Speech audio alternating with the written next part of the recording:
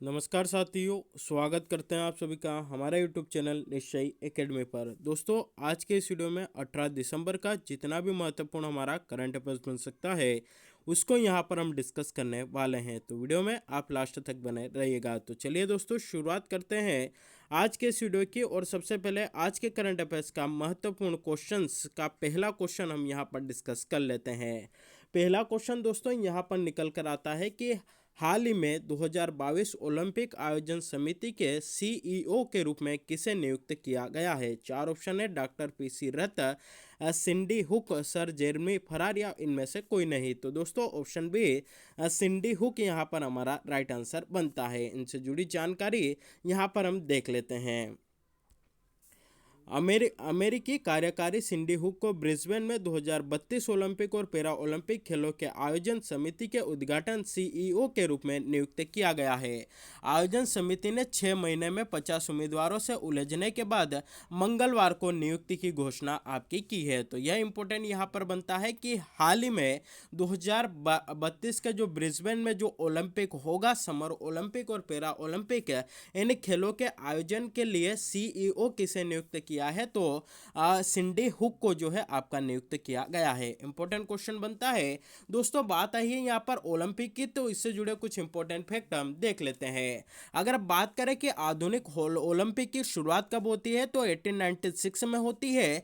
कहाँ पर होती है, तो यूनान में इसकी शुरुआत दोस्तों आपकी की जाती है। यूनान की राजधानी एथेंस में इसकी शुरुआत होती है। ओलंपिक के 5 रिंग 5 खेल की सार्वभौमिकता को दर्शाती है। ये अफ्रीका, अमेरिका, एशिया, ऑस्ट्रेलिया और यूरोप महाद्वीप का प्रतिनिधित्व करती है। तो जो ओलंपिक का जो लोगो होता है उसमें जो है आपके 5 कलर होते हैं, और ये जो 5 कलर होते हैं अलग अलग महाद्वीप को यहाँ पर शो करते हैं। बात करें यहाँ पर देखिए ब्लू कलर की, तो यह किसको आपका यहाँ पर शो करता है, यूरोप को करता है। ब्लैक कलर अफ्रीका को, रेड कलर अमेरिका को, येलो कलर एशिया को, और आपका ग्रीन कलर ऑस्ट्रेलिया को यहाँ पर जो है आपका प्रेजेंट करता है, उसका प्रतिनिधित्व करता है। बात करें कि पहली बार ओलंपिक ध्वज जो है आपका कब लाया गया, तो वर्ष 1920 में जो एटवर्प में जो ओलंपिक हुआ था वहां पर पहली बार यह आपका ओलंपिक ध्वज लाया गया। अगला क्वेश्चन बनेगा कि ओलंपिक पदक विजेता प्रथम भारतीय महिला कौन है, तो कर्णम मल्लेश्वरी है। यह इंपॉर्टेंट यहाँ पर बनता है। साथ ही हाल ही में जो ओलंपिक का आयोजन हुआ उसकी भी चर्चा कर लेते हैं। तो 2016 में जो ओलंपिक हुआ था, कहाँ हुआ था, तो ब्राजील के रियो जेनेरी में इसका आयोजन किया गया था। हाल ही में टोक्यो ओलंपिक 2021 में जो है आपका इसका आयोजन किया गया। 2024 का कहाँ पर होगा, तो फ्रांस पेरिस में इसका आयोजन किया जाएगा। 2028 का कहाँ होगा, लॉस एंजल्स में होगा। और 2032 का कहाँ होगा, तो दोस्तों ब्रिस्बेन में होगा। तो यह अपने आप में इंपॉर्टेंट क्वेश्चन यहाँ पर बनता है। अगला क्वेश्चन है, हाल ही में भारत में अग्नि 5 मिसाइल का रात्रि परीक्षण कहाँ पूरा किया गया। तो दोस्तों यह इसका जो राइट आंसर आपका बनता है वो बनता है ऑप्शन ए, ओडिशा में जो है इसका हाल ही में परीक्षण पूरा किया गया। इससे जुड़ी कुछ महत्वपूर्ण जानकारी यहाँ पर हम देख लेते हैं। तो भारत ने परमाणु सक्षम बैलिस्टिक मिसाइल अग्नि 5 का सफल रात्रि परीक्षण किया है। यह मिसाइल पूरी सटीकता के साथ 5000 किलोमीटर तक लक्ष्य को भेदने में सक्षम है। और कहां से जो है इसका परीक्षण किया गया, तो ओडिशा के समुद्र में एपीजे अब्दुल कलाम द्वीप से इसका जो है आपका यहां पर सफल परीक्षण किया गया है। दोस्तों बात आई है यहां पर ओडिशा की, तो इससे जुड़ी कुछ महत्वपूर्ण जानकारी देख लेते हैं। राजधानी इसके भुवनेश्वर है। वर्तमान में मुख्यमंत्री नवीन पटनायक है और यहाँ के राज्यपाल गवर्नर गणेशी लाल है। बात करें कि ओडिशा में ही आपका एक डैम है जिसका नाम है हीराकुंड डैम, जो कि भारत का सबसे लंबा मानव निर्मित डैम है और जिसकी लंबाई 56 किलोमीटर तक है। तो यह अपने आप में इंपॉर्टेंट क्वेश्चन बनता है। साथ ही दोस्तों अगर आपसे पूछा जाए कि देश का या भारत का पहला अंतर्राष्ट्रीय स्किल इंडिया केंद्र कहां खोला गया, तो दोस्तों यह आपका ओडिशा में खोला गया। और हाल ही में ओडिशा ने आदिवासी समुदायों पर भारत का पहला विश्वकोश भी प्रकाशित किया है। तो यह अपने आप में यहां पर इंपॉर्टेंट बन जाता है। अगला क्वेश्चन दोस्तों यहां पर हम डिस्कस कर लेते हैं कि हाल ही में मेट्रे फेडरेशन किस देश देश की फिर से प्रधानमंत्री बनी है? तो दोस्तों राइट आंसर आपका बनता है इनको डेनमार्क के जो है आपके प्रधानमंत्री यहाँ पर बनाया गया है। इनसे जुड़ी जानकारी यहाँ पर देख लेते हैं। तो गठबंधन में लिबरल पार्टी के नेता और एक पूर्व प्रधानमंत्री को प्रमुख पद यहाँ पर दिया गया है। मोदी ने एक ट्वीट में कहा, डेनमार्क के प्रधानमंत्री के रूप में फिर से चुने जाने के लिए मेटे फेडरिक्सन को हार्दिक बधाइयाँ। यानी कि डेनमार्क की नई या जो है प्रधानमंत्री कौन बनी है? तो वो बनी है मेटे फेडरिक्सन।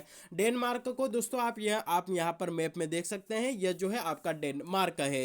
यह आपका इधर आ गया यूनाइटेड किंगडम आ गया। यह आपका इधर पूरा यूरोप वाला इलाका आ गया और ये ऊपर आपका नॉर्वे स्वीडन वाला इलाका और ये यहाँ हल्का सा बना हुआ जो है आपका यह आपका डेनमार्क देश है। इससे जुड़ी कुछ और जानकारी यहाँ पर देख लेते हैं। बात करें डेनमार्क की राजधानी क्या है? तो कोपेनहेगन इसकी राजधानी हो। डेनमार्क की मुद्रा क्या है? तो डेनिश क्रोन यहाँ पर आपकी दोस्तों मुद्रा चलती है।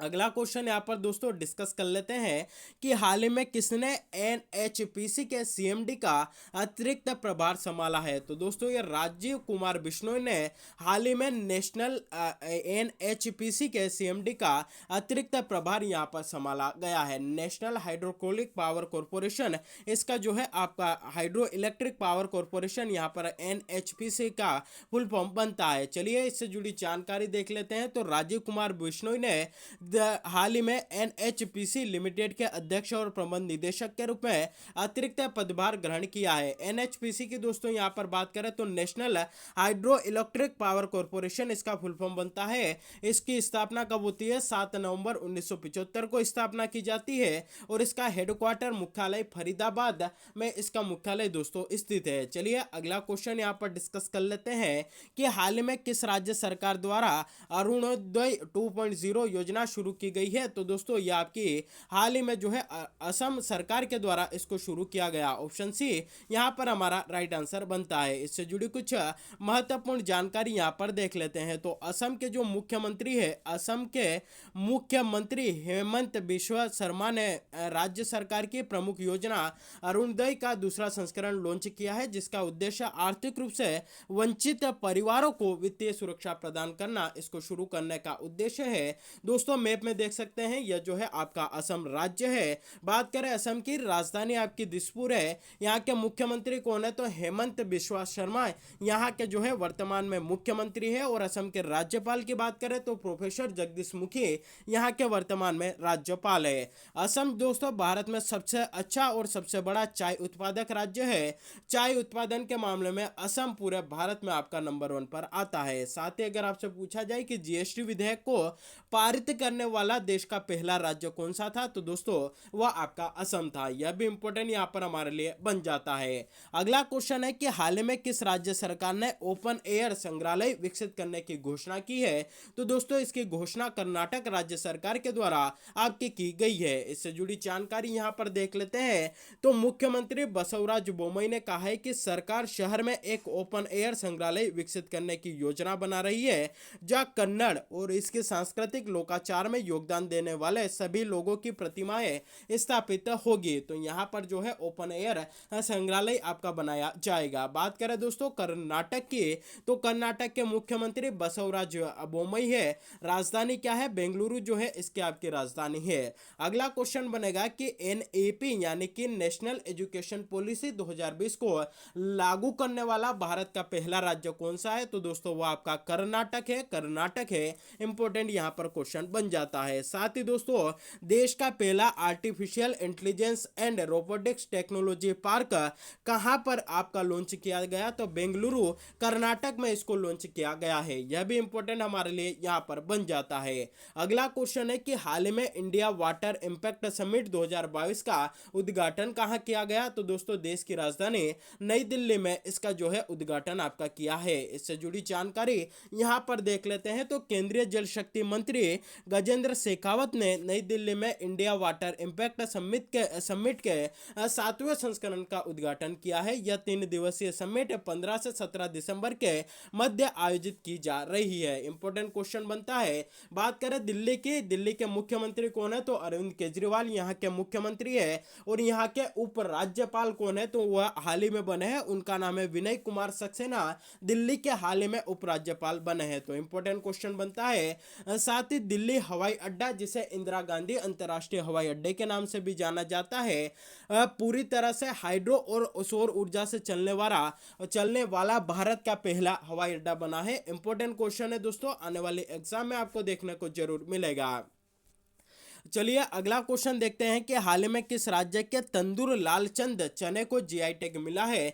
तो दोस्तों यह आपके तेलंगाना के जो तंदूर लालचंद चने हैं उनको हाल ही में जीआई टैग आपका यहाँ पर दिया गया है। ऑप्शन है यहाँ पर हमारा राइट आंसर बनता है। तेलंगाना में तंदूर के लाल चने को पंजीकृत जीआई टैग आपका यहाँ पर दिया गया है। इसके साथ ही राज्य में जीआई पंजीकरण की संख्या बढ़कर 16 हो गई है। तो यह इंपॉर्टेंट यहाँ पर बनता है। दोस्तों बात आई है जीआई टैग की, तो जीआई टैग क्या होता है यह यहाँ पर हम डिस्कस कर लेते हैं। तो एक भौगोलिक संकेतक टैग किसी विशेष क्षेत्र, राज्य, देश के उत्पाद निर्माता या व्यवसायों के समूह को अच्छी गुणवत्ता के कृषि, औद्योगिक, प्राकृतिक वस्तुओं को बनाने के लिए दिया जाता है। यानी कि किसी क्षेत्र विशेष में इसका उत्पादन होता है और उसी क्षेत्र विशेष को वो जो है जीआई टैग भौगोलिक संकेतक आपका यहाँ पर दिया जाता है। जीआई टैग भौगोलिक संकेतक एक्ट 1999 के अनुसार आपका जारी किया जाता है। और जीआई टैग की शुरुआत की अगर बात करें कि भारत में इसकी शुरुआत कब हुई थी तो वर्ष 2003 में दोस्तों इसकी शुरुआत की गई थी। इंपॉर्टेंट क्वेश्चन बनता है। चलिए पिछले वीडियो में क्वेश्चन पूछा गया था कि भारत किस देश के साथ छठा संयुक्त सैन्य अभ्यास काजिन 2020 आयोजित कर रहा है। तो यह कजाकिस्तान के साथ दोस्तों आपका आयोजित किया जाएगा। ऑप्शन है यहाँ पर राइट आंसर आपका बनता है। और इसकी राजधानी क्या है तो इसकी राजधानी दोस्तों अस्ताना है। और कहाँ पर आयोजित होगा तो यह मेघालय के उमरई में इसका आयोजन आपका किया जाएगा। तो इंपॉर्टेंट बनता है आज का क्वेश्चन, जिसका जवाब आप सभी को कमेंट करके बताना है कि हाल में किस राज्य सरकार द्वारा अरुणोदय 2.0 योजना शुरू की गई है। 4 ऑप्शन है, उत्तराखंड, अरुणाचल प्रदेश, असम या उपरोक्त में से कोई नहीं। तो दोस्तों इसका जो भी राइट आंसर बनता हो, जो भी सही जवाब बनता हो, आप सभी को यहां पर हमें कमेंट करके बताना है। तो दोस्तों यह था हमारे आज के करंट अफेयर्स का सेशन। वीडियो अच्छा लगा हो तो वीडियो को अधिक से अधिक लोगों तक शेयर करिएगा, वीडियो को लाइक करिएगा और चैनल पर पहली बार विजिट कर रहे हैं तो चैनल को सब्सक्राइब भी जरूर करिएगा और बेल नोटिफिकेशन को प्रेस करके रखिएगा ताकि जब भी वीडियो अपलोड हो इसकी नोटिफिकेशन सबसे पहले आप तक पहुंच सके और आप इसका लाभ उठा सके। तो आज के लिए बस इतना ही, मिलते हैं अगले वीडियो में, तब तक के लिए जय हिंद।